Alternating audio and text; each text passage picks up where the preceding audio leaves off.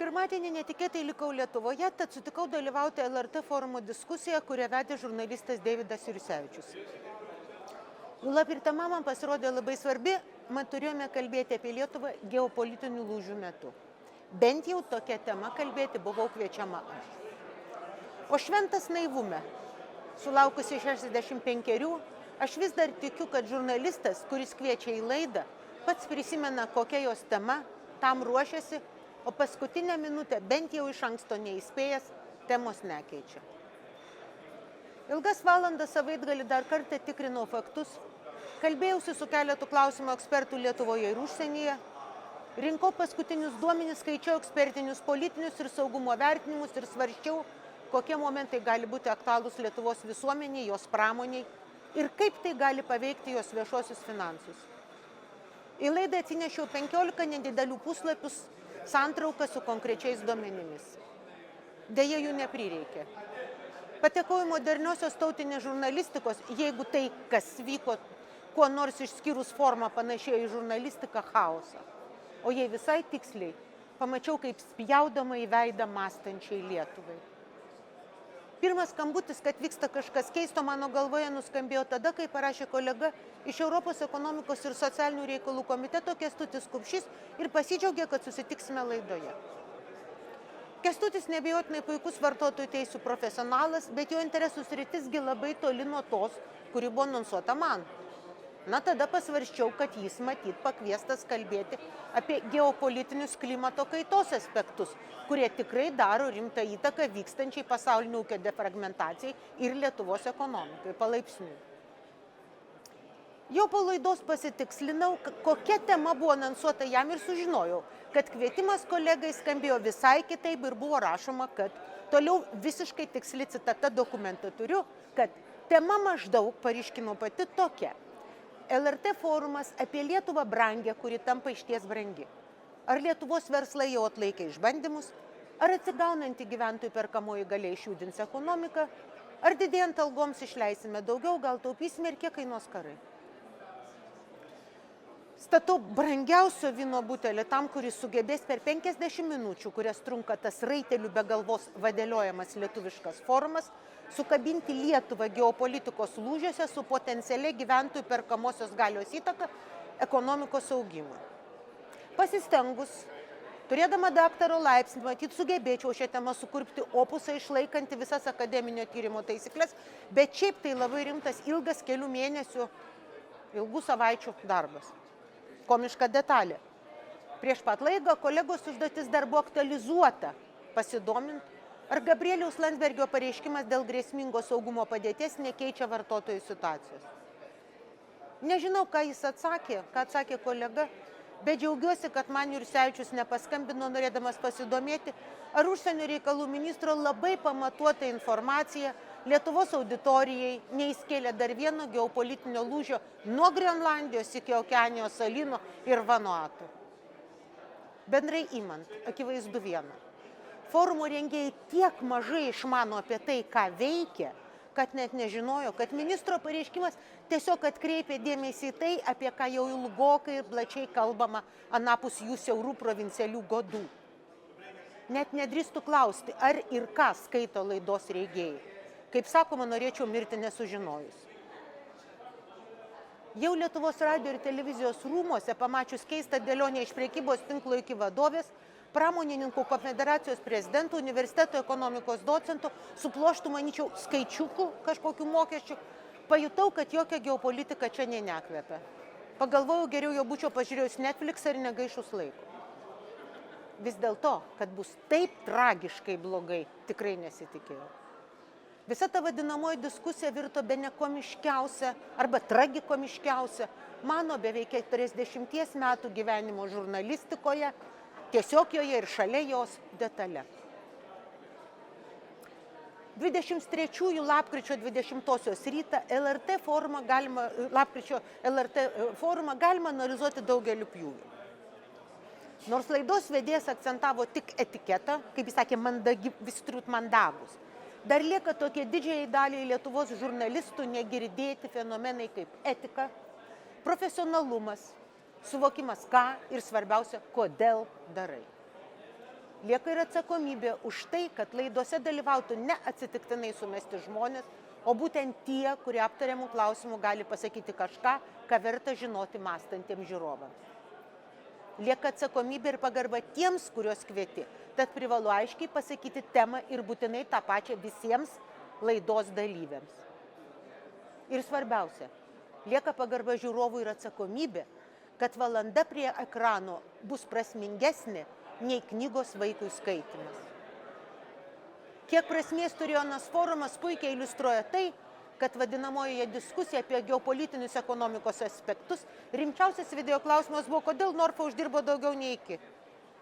Taip geopolitika buvo galutinai pajuokta, o iki vadovė galėjo pasigirti dosniai aukojanti maisto bankų. Būtų labai juokinga, jeigu nežinotum, kad karas prie durų, įtampa pasaulyje auga kasdien, o barbarai supa iš visų ES pusių. Po keletą dienų turėsiu labai tikslę laidos stenogramą ir tada jau galėsiu ją išnagrinėti kaip etaloninį nevykusios žurnalistikos pavyzdį. Laidoje nieko apie ekonomiką neišmanantis pramoninkas galai žino, kodėl klėdėjo kažką apie pyragus, kurie jam nekyla, nors čia pat jis pats dėstė, kad visgi kyla. Metafora paimta iš kokių 25 metų senumo knygos, bet tu be jos nieko turbūt nėra girdėjęs. Logikos stygius ir bandymas kalbėti apie tai, apie ką neturi jokio suopračio, mano galva, labai nemandagus veiksmas. Net jeigu kostiumėlis ant kūno ir pusė velnio skambios konfederacijos prezidento pareigos kažkam labai imponuoja. Man ne. Laidos vedėjas buvo, tarkime, mandagus, didelis klaustukas. Pramonininkų galvai nacionalinio transliuotojo Prime Time laidoje buvo leista žeminti visus, kurie jo neišlavintų mąstymų nekuria darbo vietų. Kitaip sakant, buvo viešai tyčiojimas iš Lietuvos mokslininkų, gydytojų, protingų politikų, valstybės tarnautojų, slaugių ir socialinių darbuotojų. Akivaizdu, kad remiantis tokia iškreipta logika išlaikytinių sąrašą pateko ir visi samdomi darbuotojai, įskaitant tuos, kurie dirba pas tą pramonininkų vadą. Šitos kliedesius lydėjo refrenas: neskriauskime verslo. Vis dėlto, nors buvo gėda už pramonininkų vadą, bet labiausiai pirmadienį buvo gėda už laidos vedėją ir LRT. Laida buvo, kaip jie patys pripažino laiške vienam iš laidos dalyvių, maždaug apie viską, taigi be aiškios temos. Laidos dalyviai buvo sukviesti su mestuko principu. Manau, kad taip veikia. Paimamas kažkoks ten dalyvių sąrašas, kurias skiltis ekonomika, ten prirašyta kažkokių pavardžių, pridėliota ir telefonų. Tada visiems perskambini ir kas sutinka, tą kvieti. Na, dar tema maždaug paformuluoji. Prieš skambinamą sekančią pamiršti, ką sakei prieš tai buvusiam. Laidos metu rūpinasi ne to, ką išgirs žiūrovai ir kiek sakomi dalykai logiškai, bet atitinka šios dienos mokslo žinias, o tik tuo, kad sukviestieji būtų mandagus, malonus, nesijaudintų išgirdi nesąmonės, apipilti kliedesiais ir toliau šypsotųsi neįgaliomis šypsenomis. Na, žinoma, svarbu ir tai ir gražiai makiažas guli, būtinai, sako, teikit anksčiau, gerai padažys. Ir balso tembras mygdančiai mielas, niekaip nesuprantu, kam kviečia mane. Prieš 6 metus, 17 metų lapkričio 10 laidos vedėjui Davidui Jursevičiui buvo 35.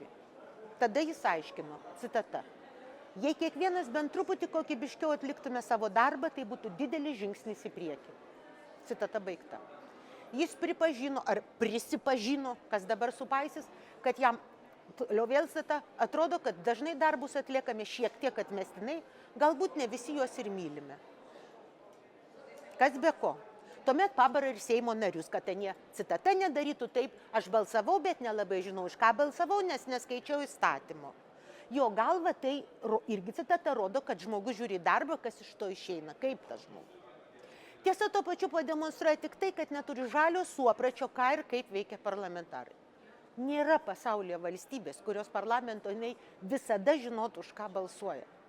Tai akivaizdu kiekvienam mąstančiam žmogui, kuris supranta, kad vienas žmogus negali susivokti šimtuose skirtingų temų, tūkstančiuose puslapių, tad įsijungia politinės partijos su skirtingų kompetencijų nariais bei armija patarėjų ir padėjėjų. Tuomet tas jau nebejaunas žurnalistikos guru iš aukšto patvirtino, kad jam, irgi citata, su kolegomis dažnai būna sunku, kai norime laidose pakalbinti kokios nors idėjos autorių, surasti dėmesio vertą idėją. Aš siūlau idėją, pradėkit dirbti. Nuoširdį užuojauta, bet man savo ruožtu kyla mintis, o gal bėda ne pašnekovose, o jo ir jo neįvardintų kolegų tingėjime ir atsainėme požiūrėje į savo darbą. Aš tapau žurnaliste 90 metų ankstyvą pavasarį, iškart po to, kai buvo paskelbta nepriklausomybė. Ir man tada buvo 31. Per kelis kitus metus iki sulaukiau tų anų 35, aš parašiau šimtus tekstų apie Lietuvos politiką ir ekonomiką.